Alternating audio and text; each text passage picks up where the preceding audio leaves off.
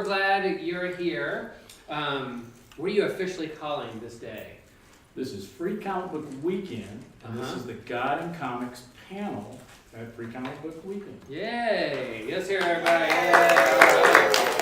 Super cool. So, I'm Will Rose. I'm a Lutheran pastor in Chapel Hill, and we all have common ground when it comes to like loving geeky things like comic books and sci-fi and Star Wars and Dungeons and Dragons, those kinds of things we really like. And I've, over the last 3 or 4 or 5 years, I think, with North Carolina Comicon and other Comic-Cons around North Carolina, I've gotten to know them, and we've had the opportunity and the blessing to be able to do some panels called Finding God in Comics.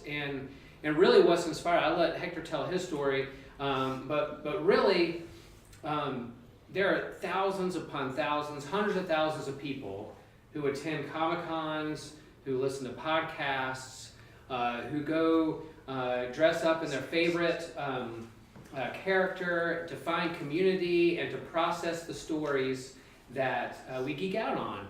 And so as ministers, as people of faith, we found it necessary and heard the call to help process the geeky things that we geek out on. And so what do these stories do that help us process big questions like what is right, is wrong, what is justice, is there a greater purpose to this world, what gifts do I have that make me a hero or a villain, and how do I wrestle with that? So really that's kind of what we've been doing. So I'm going to let them introduce who they are, where they're from, and then one brief thing that you're currently geeking out on. Okay, and I'm Pastor Zach Harris, the pastor of Ascension Lutheran Church, and lately I've been geeking out on getting ready for this Comic-Con event.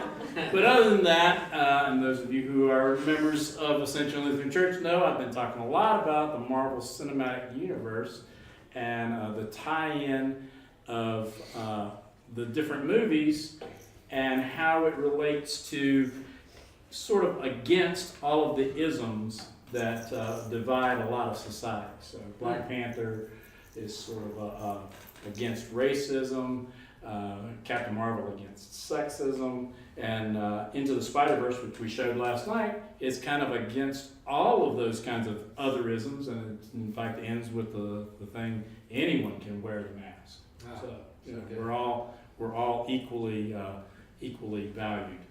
Awesome. Right. Excuse me. I'm Andy Walsh. I'm from Pittsburgh. Thanks for having me down here. I work in public health software by day, and by night I write about pop culture and science and Christian faith on a blog for InterVarsity. I have a book out here in the other room called Faith Across The Multiverse that combines all those things. Check out if you're interested. And currently geeking out on, so Marvel's running an X-Men event, as they must do every so many months, called Age of X-Man. I have no idea where it's going. It's fascinating, it's weird, but it's all about creating a universe where there is no love and relationships. Everybody just sort of kind of has loose confederation of we're all working on the same goal, but we don't have any kind of personal relationships, and it's very weird and yeah, but it's got a lot, talking a lot about God and religion and so forth as well. So curious to see where they're going to go with that. Cool.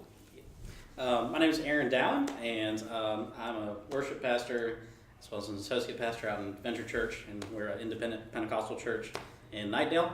I write comics, and Catalyst Comics is kind of our thing. I also just put out a new book on worship last month, I think it was. Geeking out wise, I'm kind of in between stuff, but I've been going back and reading back through the new Teen Titans, like the old stuff. So I'm kind of re-geeking out on stuff.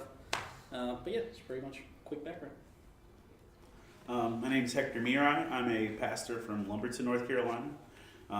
And I've been doing some Comic-Con ministry for a while now, about 6 years. And I write a book series called Faith and Fandom. It's devotionals and Bible studies on all of these things we've been talking about. And I got to see Shazam 2 weeks early, so I geeked out about that. And was pretty happy about that whole experience. And was really excited to, do some writing on that. And I'm working on putting out another Faith and Fandom book in June. So I'm in the last quarter of that process of, we're editing and doing everything else now. So I'm geeking out on that.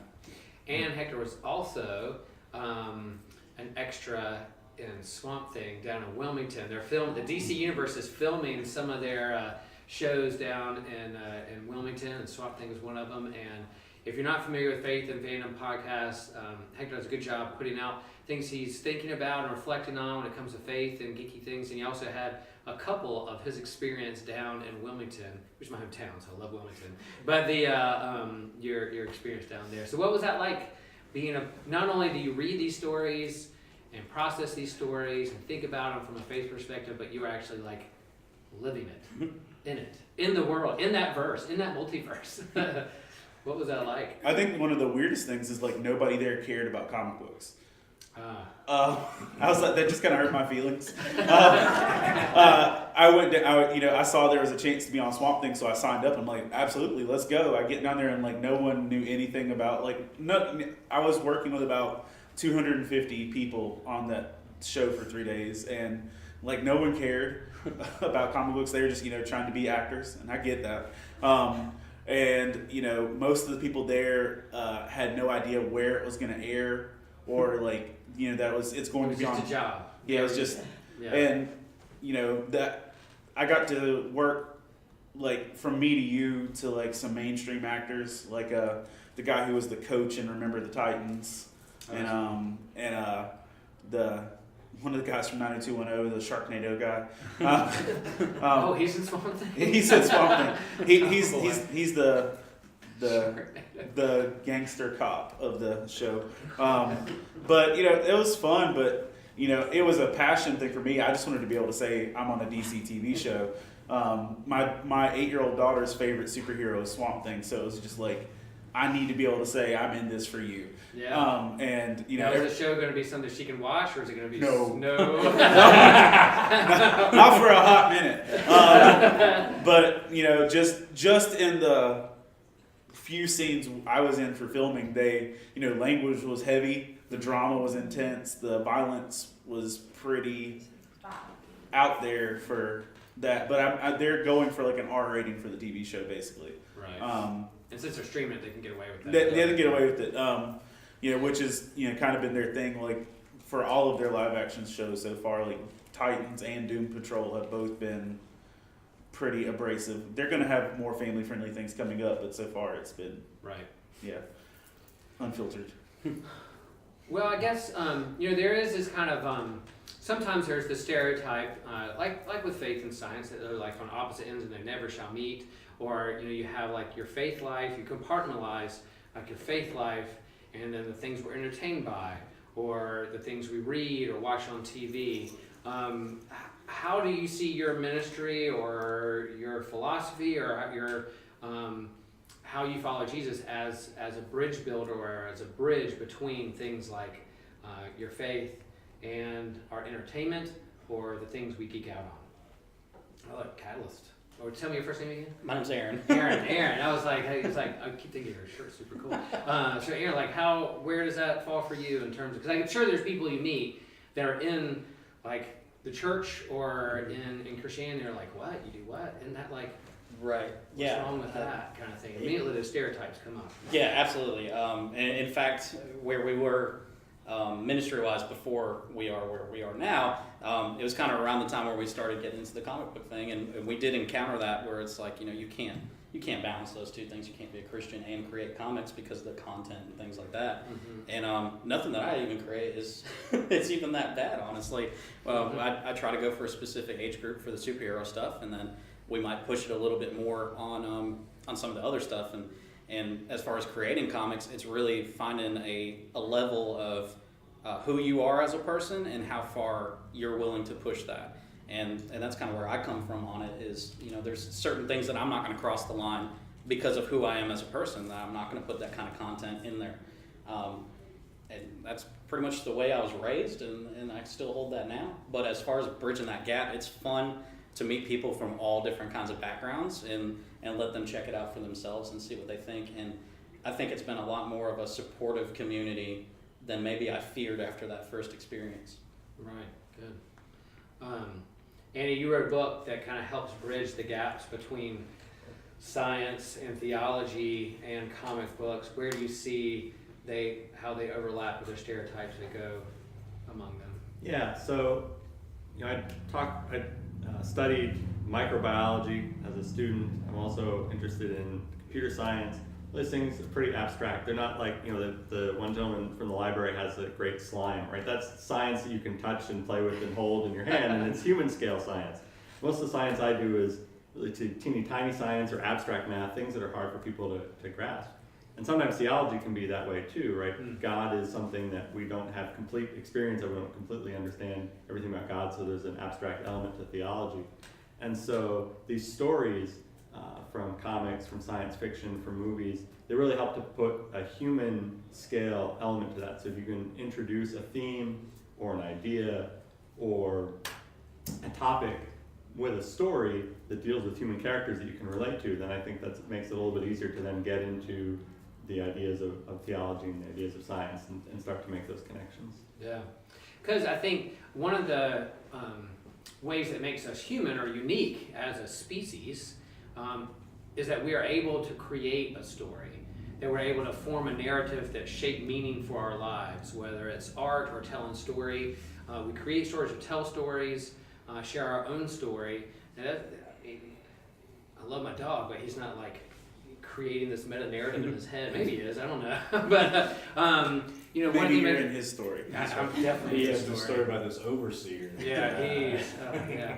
But it makes us unique, these stories. So I think, and most of our personal stories aren't like clean cut, compartmentalized stories. They can get messy at times. So even the stories we read or the movies we watch or TV story, those real stories can get messy. There's some overlap. There's things that we're like, it makes us uncomfortable. But I think they can help us process how we live our lives, how we live our story, and what we believe in this world. So that's how I kind of see it. Like, yeah, it's not clear cut all the time. It can get messy, and even with these comics, even these movies, it can get messy. But we shouldn't shy away from that, but process it and think through it and be intentional about what questions rise up in us within these stories. Zach, so you blended like comic books. Your office is a nice thing of like Bibles, hymnals, theology, and the Batman. And You were able to see the Bibles and the hymnals. That was nice. Sort that so out. you blended the two. What are some of the things that, to your mind, over the years that have helped bridge the gap between these two worlds or universes of? Well, I think you've probably heard me say this before, but when I was younger, I'm old enough. You guys are all younger than me. That Star Trek, the original series, was on the air, and I watched it. I was a little bit. I was alive then, and so what happened on the bridge of the Enterprise? This collection of different races, all the way to having an alien on there, that they all got along together. I saw that on TV and science fiction. Of course, I read comic books, and you had this amalgamation of all these differences that came together for a common cause. And I saw that on TV and in science books, science fiction, comic books and everything. And then I heard that in the gospel message. And it was never two different things. It was always, to me, the same story. So it has been sort of like, if you picture plywood, two different levels, but it's the same. They're good. The grains are going in the same direction. There's continuity there. It's right. A comic word. It was not two different things. So I was always confused. Like the last time we did one of these comicons, I wrote about this story. I had a woman who came into my office, and I got a giant Hagrid statue, and she just said, "That's the reason I don't go to church anymore, is because of Harry Potter." My non-denominational church said, if you believe in reading Harry Potter, that's of the devil and it's witchcraft and da-da-da-da. And I just looked at her and I said, well, what is it that put that scar on Harry Potter's forehead? And she said, oh, well, it was because of his mother's love. And I said, well, 1 John tells us that God is love. And, the whole Harry Potter story is good versus evil. So how can that be against what God is for? But for me, it has never been that two different things. It's always been the same kind of thing. And, the primary thing, good versus evil. Now, allowing these stories and the stories that entertain us or geek out on to go deeper into our larger story of love, grace. And even tomorrow, the Lutheran Church follows a revised common lectionary, so set readings that follow the Bible over the course of 3 years. And so tomorrow in 2 Corinthians, Paul talks about this ministry of reconciliation, that we're called to be ambassadors for Christ, and that we're called to have this ministry of reconciliation. So how do we reconcile and bring people together rather than apart? And Hector, one thing I've really admired about your ministry and your posture when it comes to faith and fandom is that there are those who stand on the outside of the Comic-Cons and protest and yell and have signs and condemn, whether you're on the inside with the table with the ministry of reconciliation, of sharing your faith openly. You go to a lot of cons, you go to a lot of free comic book days throughout the year. What are you seeing that happen within the walls of the Comic-Cons that the church and communities of faith can learn from or do better? What can we do better? There's a lot of parallels just of what church life and con life looks like in general, because that's one of the things is, in the average Comic-Con, you can walk in and be judged less at a Comic-Con than you would at a church. Just because people are less from a condemning posture in that capacity. But on the flip side, you go one row over and you're going to have the same people judging for different reasons. Right. But I think one of the biggest things we can learn from as followers of God, as Christians, is that, even tying back what you said, it is reconciliation. That it's when you have these events, when you have Comic-Cons, and I've been to some Comic-Cons, that I've seen 3 people in the door. I've been in places with 250,000 people. Right. And the biggest thing is, these people are showing up because something about what is being offered connects with them. And if you try to cater to every person, you're never going to be able to do it. Right. And I think that's one of the biggest things, is you be genuine in what you're doing and what you're presenting, and let the people find you for that. There are some shows I never go to. I'm not the biggest fan of The Walking Dead anymore. It's kind of lost me. I'm not going to go to Walker Stalker Convention. Right. It's just nothing they do is going to bring me to Walker Stalker Convention, because I'm not going to spend that much money for that kind of show. But you tell me, there's an artist I believe in at a show, an artist I support, even a cosplayer. I've literally gone to comic book conventions just to support my friends that worked hard to make a costume. That's cool. And I think that's one of the things within the church, is that when we're authentic, when we're not just trying to convince people, here's why you should be here. And that's one of the things that my church really, not harps on, but you'll hear you'll hear it frequently, is that relationships make the difference. That's your mission, your vision, right? Yeah. Is that when we're actually in good relationships with the people outside of our community, then they'll sort of be absorbed into our community with that. And what you were saying before with the things, I don't think there has ever really been a solid division or a reason why we can't work together with our faith and the things that entertain us, because I think those stories that we love are echoed all throughout Scripture. I think those are ways to tell them. And one of my favorite moments in Scripture is when Paul is teaching about the unknown God. He uses a pagan statue, for lack of better terms, to say, this is someone you're familiar with, but let me tell you about the real one.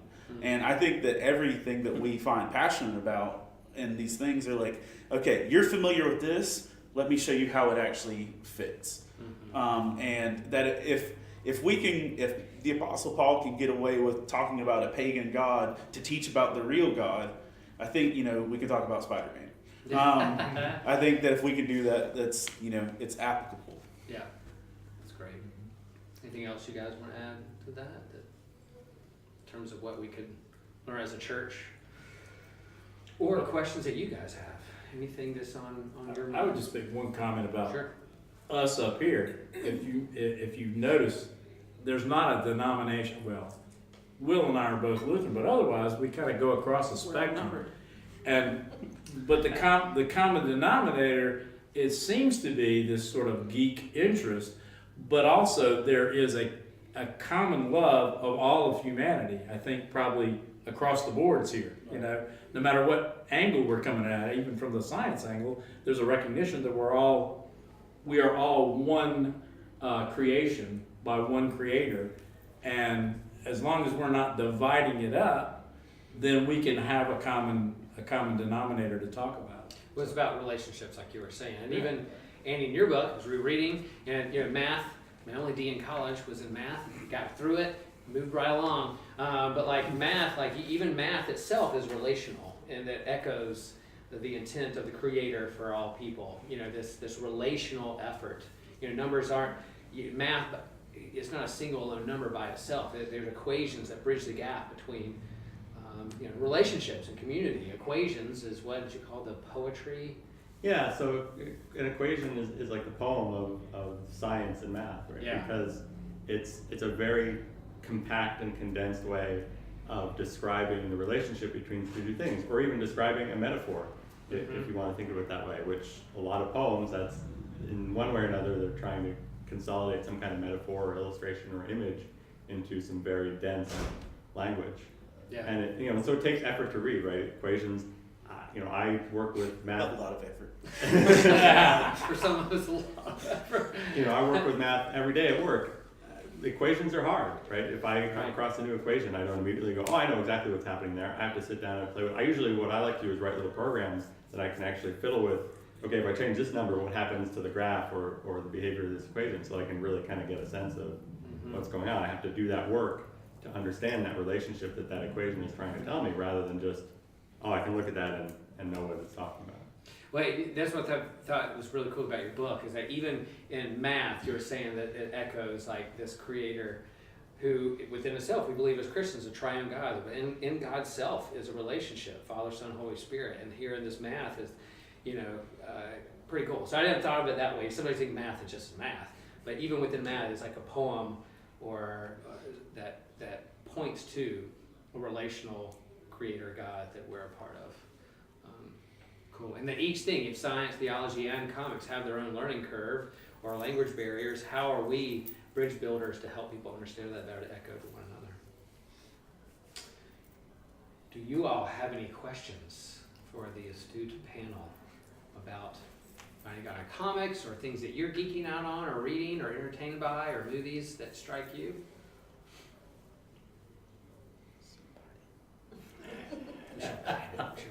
This is so churchy right now. I guess ask a question that gets. There you go. So it sounds. My name's Ben. I go to this church. So it sounds to me like each one of you has like a personal ministry where you're able to kind of blend and kind of build some relationships between what the Christian faith story, the Bible's about, and then what's going on with these contemporary hero stories. But since you've kind of identified, maybe this is part of your calling. How is it that you,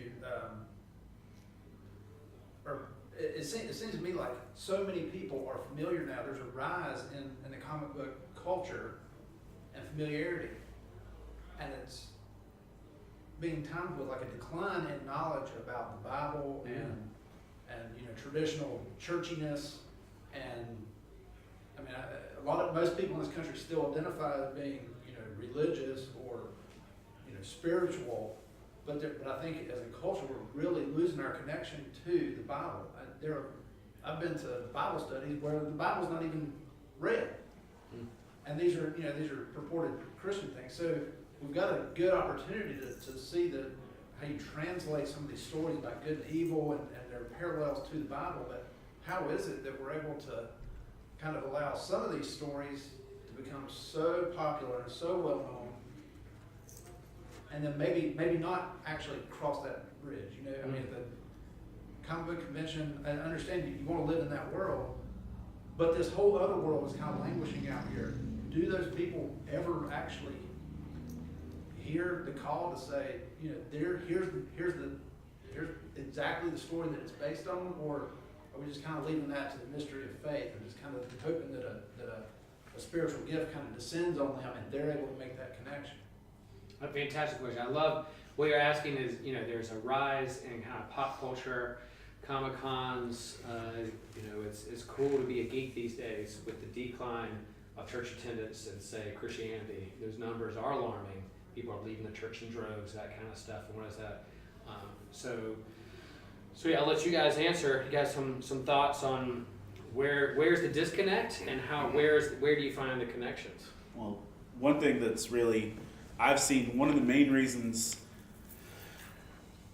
I connect with a lot of people at Comic-Cons that were in the faith or that were Christians and that they have disconnected, and it's usually the disconnect has been because the things that they love now, they feel outcasted for, either by what they've been taught. I mean, like you mentioned with the Harry Potter thing of, you know, being told, you know, we're in a culture now where it's really hard to tell someone no and really hard to say something's wrong without them completely abandoning every listening aspect after that. One of the things that, you know, in doing what I do and what these guys do, and it's, you know, this has blown up. Like, this has blown up in the last, I'd say, 8 years to big proportions. There are large-scale ministries doing this on much bigger paths than any of us are. But, I mean, that's the thing. It's just like churches. They're big churches, little churches, everybody's in their pocket. But I think that's one of the biggest things is showing these people that they don't have to run just because they found interest in something else. I think that's one of the biggest things is they feel that they can't be excited about something else and be excited about God.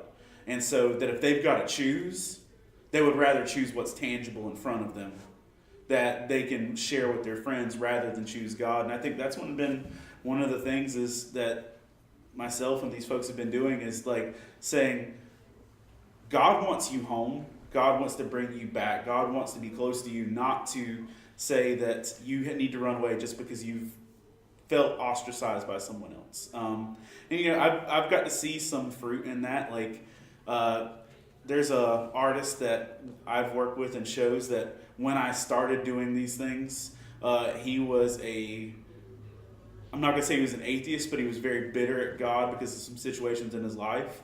And then through some discipling of myself and other people that, you know, I've run through in these circles, he's leading ministries now. That he turned a corner because of his connection with these people.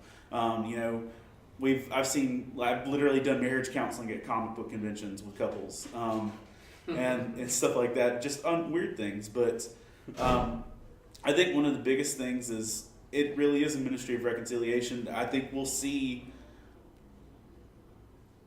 less of you know, as you said, there's a rise in the culture and a decline in faith. 1 Corinthians 9:22, the Apostle Paul goes into this whole speech of saying that I have become all things to all people that by some means I might win some.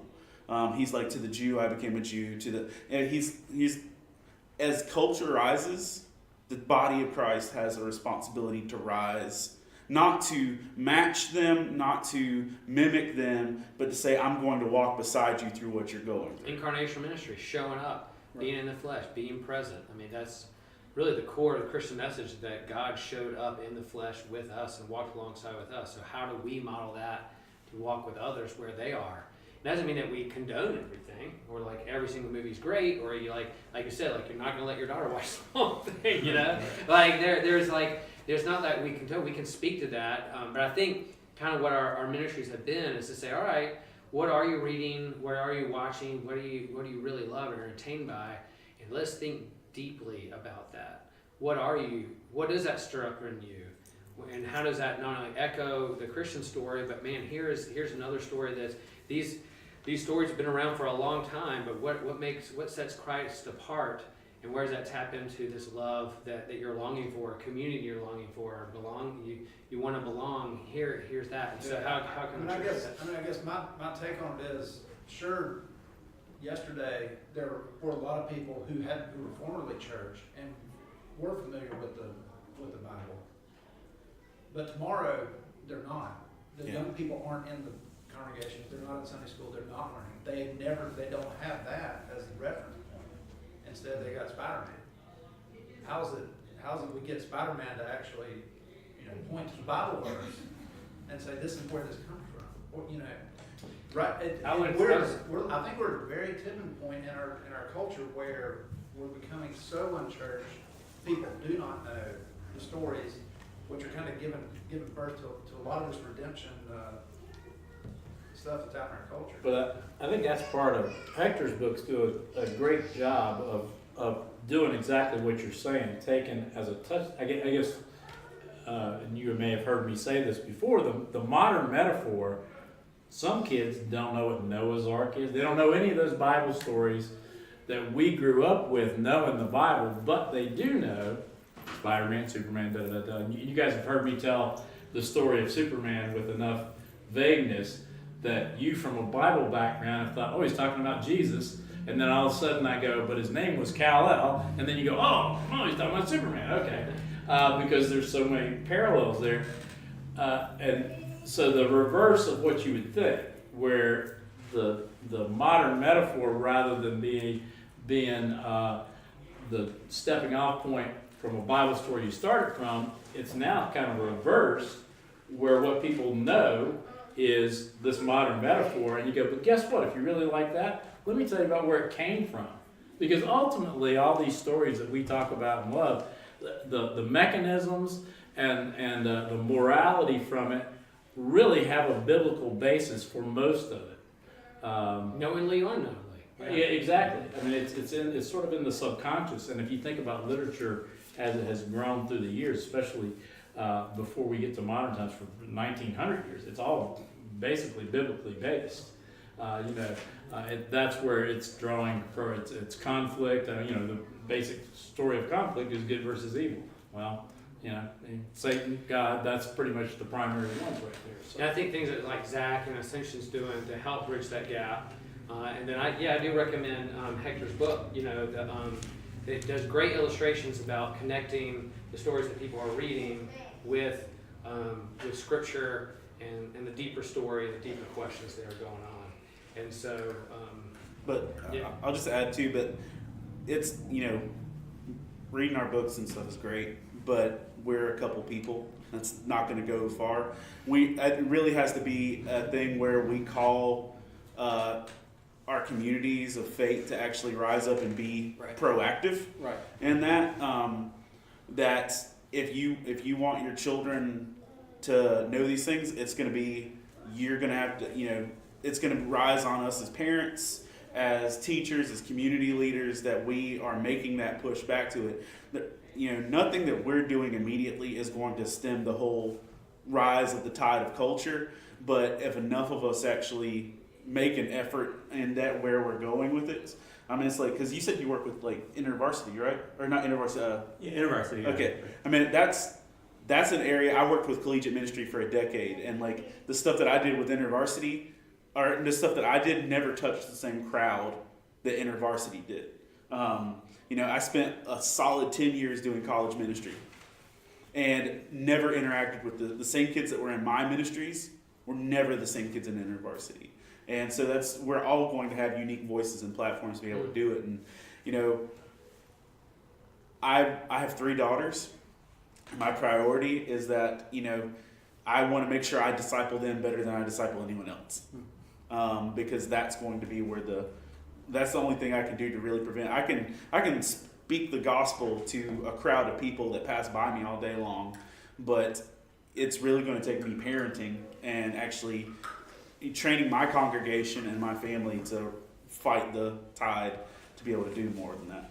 I think it's important too to realize that while those two things are happening at the same time, going different directions, it's not just geek culture is growing and church is diminishing. It's church culture as a whole has changed, And for generations, this is at least what I've seen. I grew up in a pastor's home, and I've seen how congregations have changed in the way that they treat their own ministers. And I've seen how pastors have had to change and adapt as well, because for generations, pastors didn't have to answer the hard questions because they could fall back on, he's the man of God over you, and you just do what he says because he's the man of God over you. And I've seen and heard that. But now we all have phones in our hands where we can look up, is this actually in the Bible or not? And I think that culture as a whole has changed, and it's something that we have to address on the church side of stuff, not just the geek side of stuff. And I think, like we're saying, blending the stuff, as long as you're making sure that it's pointing to the right thing. And I think that's just how we should be in our everyday lives as well. Whatever we do, you said it, and I say it all the time, but you said it last night, but this is like my mantra, is that God created me to be creative. And for all of us up here, we're doing this for a specific reason. And it's definitely love. Otherwise, we wouldn't even be here. And it's set up in a church to do this kind of stuff. So I think addressing that culture as a whole has changed in church itself is pretty important, not just the meeting of the two. And so, Blockbuster isn't a thing anymore, except in Captain Marvel. There's Right. one in There's one in Oregon. There's one in Oregon or Alaska or something. But yeah, there's no Blockbusters around, but people are still watching movies, right? Yeah, the church may look different a decade from now, but people are going to still be asking the same questions and wrestling with the human condition and wondering about redemption and meaning and love and grace. They're still going to be asking those questions. So that's for us to step on and have relationships to step up, like you said, and for Bridge the Gap to say, yeah, there is something going on here. Those questions won't change. We've been asking the same questions. Well, Church may look a little those different. questions are showing up more and more in the current comic run. You're right. And I think we all kind of pick up on that in whatever we're reading. But it's just, Sense of identity, sense of reality, all that stuff's becoming more and more apparent because it's getting more and more skewed in culture. but even direct biblical quotes in comics have been On the pretty rise. prolific over the last couple of years. Whether they're handled well or not. Yeah, one might question that, but yeah. But I mean, it's directly related, and Yeah. One more thing too with the tide, aspect. If you look through the Old Testament, this isn't new. Right.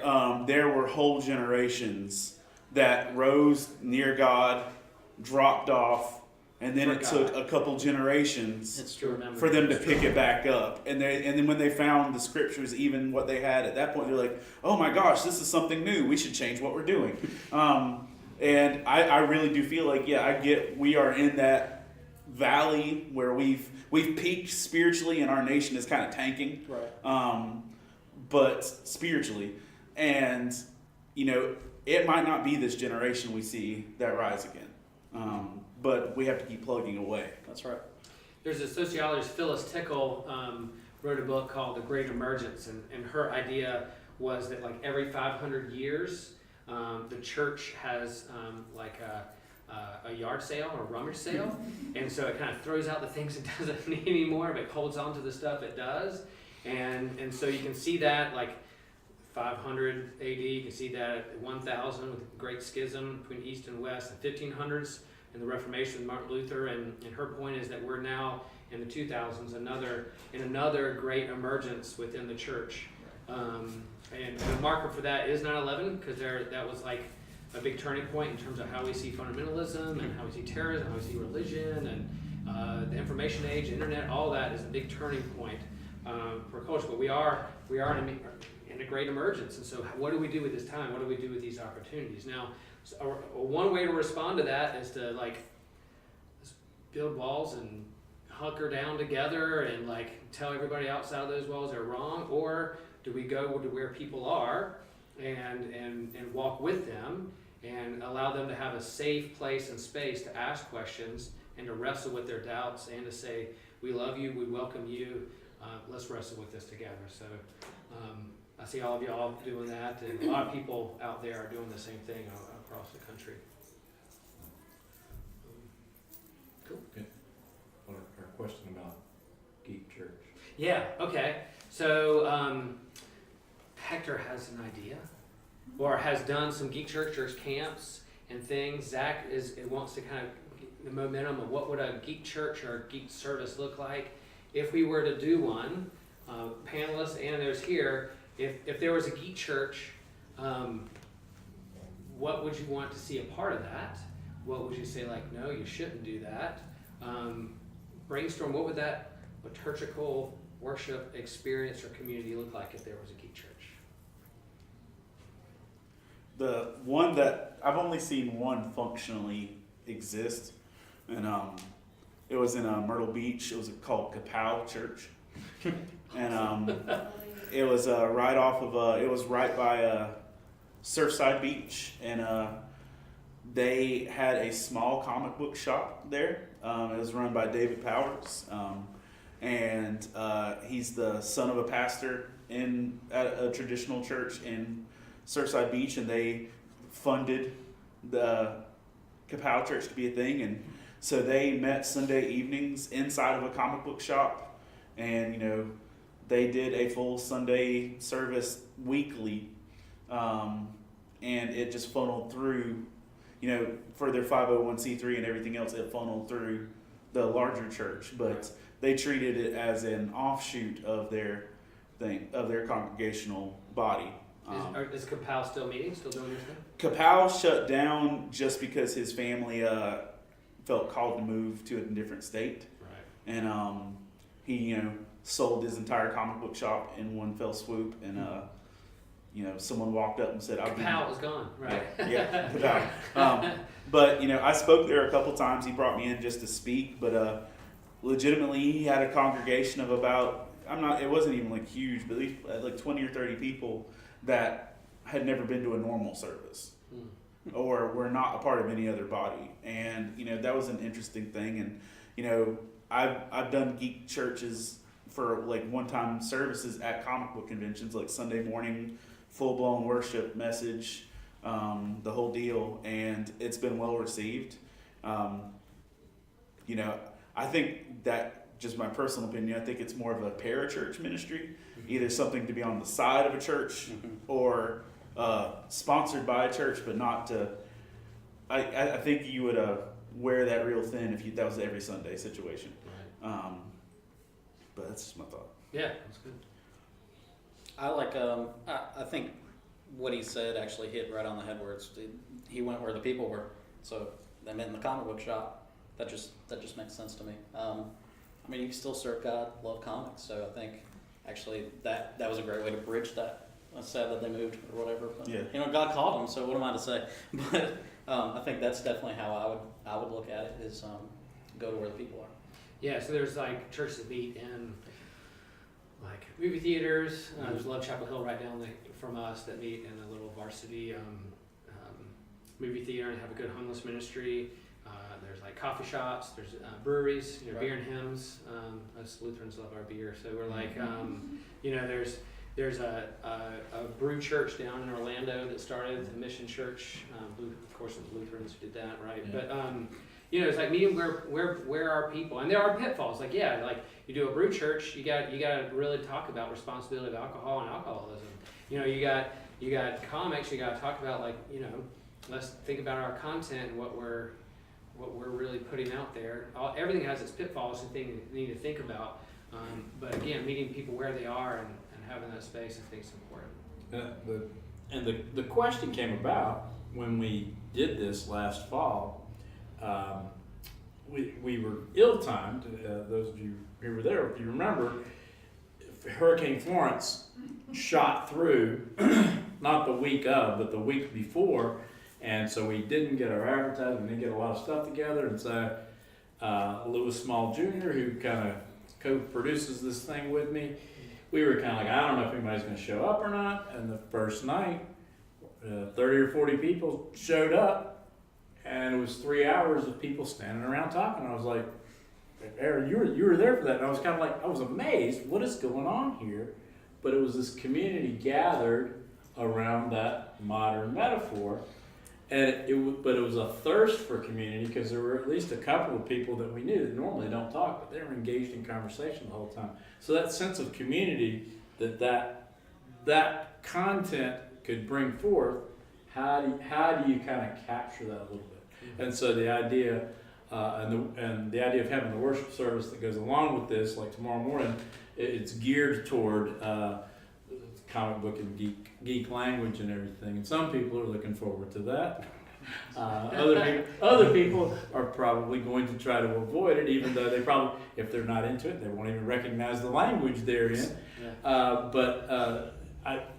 Hector, you're probably right as a constant, for one thing, to be able to produce that kind of stuff. It's a lot of effort to get that thing put together, but to do that consistently, it would probably run out of steam pretty quickly. But to have that at least as a convening force, because Ben, your point that you're asking about is, once you get that group together, do you just continue to sit there and go, wow, Superman's really cool because he's kind of like Jesus? Do you do that forever, or do you then take that and move that to Discipleship. well, what does that mean? Yeah, exactly. So there's something there. I think there's, as we're all indicating, Hector put it pretty well. There's a lot of that movement going on. And I think we're, to use your surfing terms, the wave is not exactly cresting yet, but it's starting to get there. And till it does, you can't tell exactly what's going on. Every wave's different. You might wipe out. You get up. That's true. We might wipe get out. up, paddle back out there and try again. But in hindsight, you may be able to look at it and go, "Oh, now I can see exactly what's going on." But while it's happening, you can't really tell. But I think we're kind of trying to catch whatever it is, or play our part in it. So There's a comic book shop in Maryville, Tennessee called Golden Age Comics, and they actually have a space. They play card games like Magic the Gathering and stuff like that. But they have, I want to say, 3 different churches hosting small groups out of their comic book shop. Where they just made it open up. Like we close at 7, you can have it after that, and they've got doing that. And then there's a voice actor named Andy Field who's worked on like some Marvel stuff and Five Nights at Freddy's and things like that. He gets booked for Comic-Cons on a regular basis. Part of his contract is I have to be able to have a geek church. So they pay this man to come in and sign autographs and do all this stuff, but it's in his contract. If you book me, I get his church service. And so he's leveraging that to doing that. He usually, whatever city he's in, he brings in worship artists from local churches to come and be a part of that. So it's a neat concept, but I really do think it's a springboard. It's not the pool.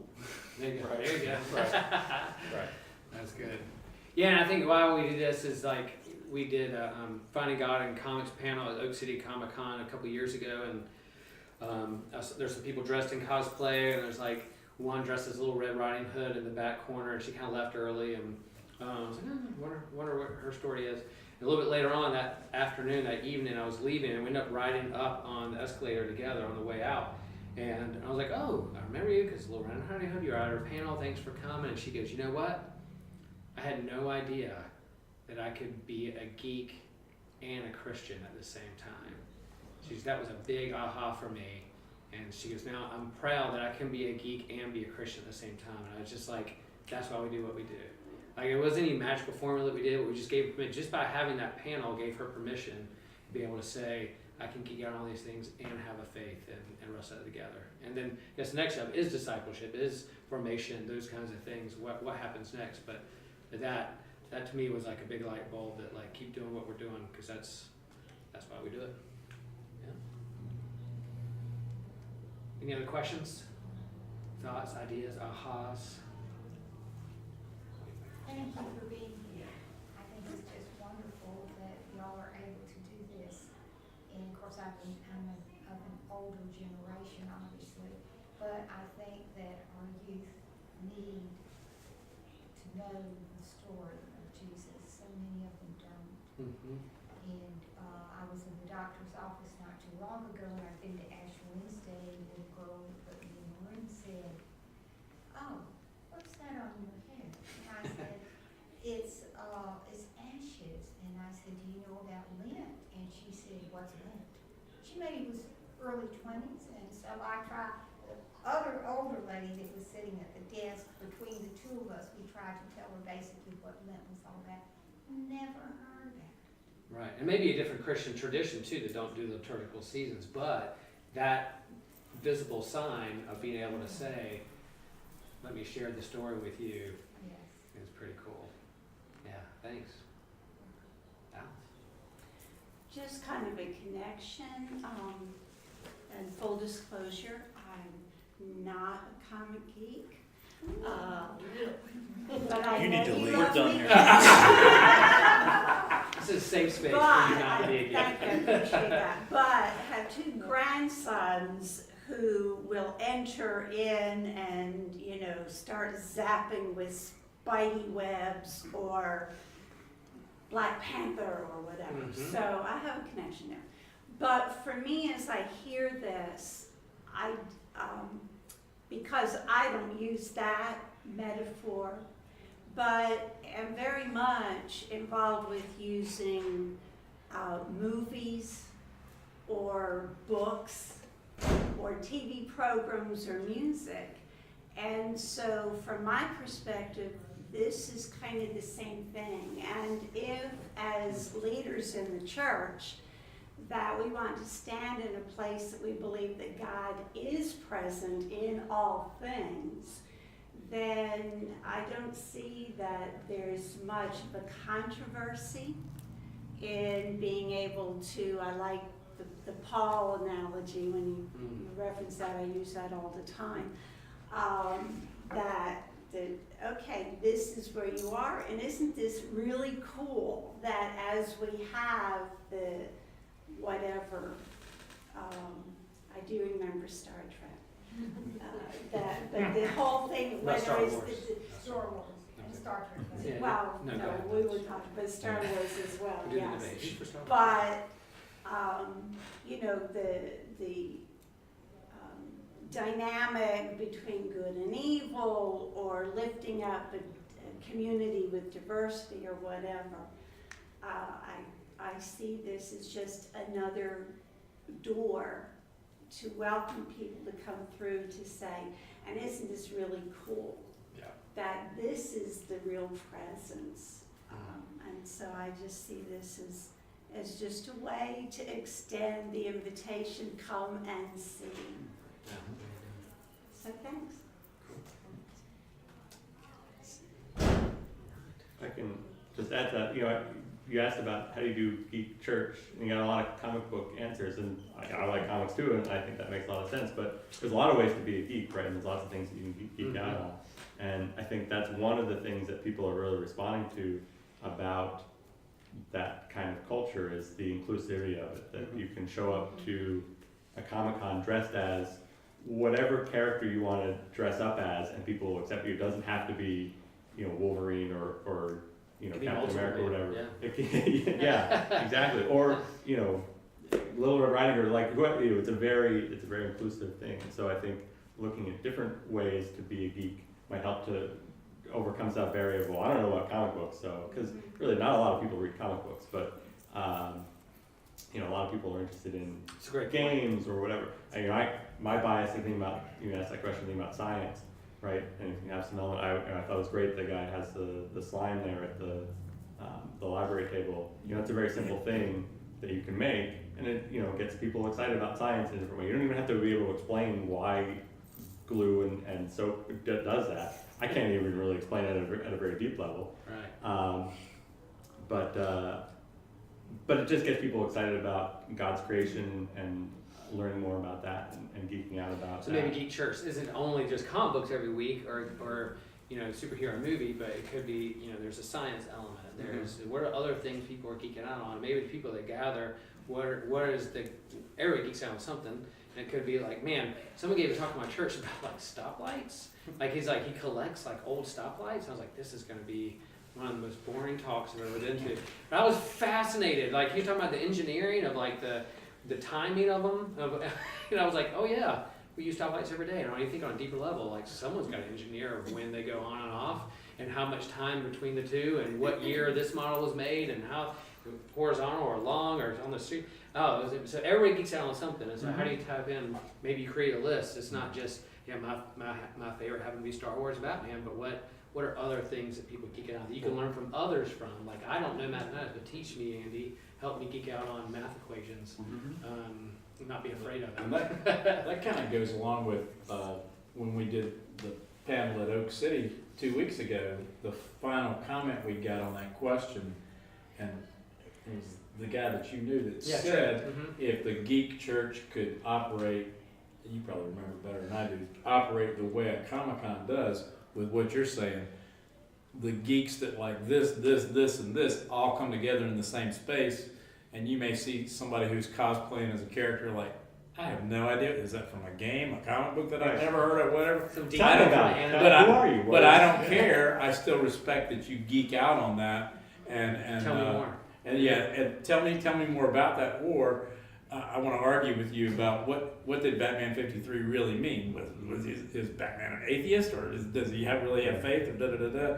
And we may come to opposite conclusions, but it doesn't mean now that we've come to opposite conclusions we're going to split apart. We'll just still say, okay, well, you believe that, I believe that, and we'll be in the same Comic-Con together. Mhm. And he said basically, I think that's kind of Yeah. where he was going at. Yeah. But we're still all in the same space together, and we're still all respectful of one another's differences, and in fact grateful that this group geeks out on this and this other group geeks out on this, and we can all be together.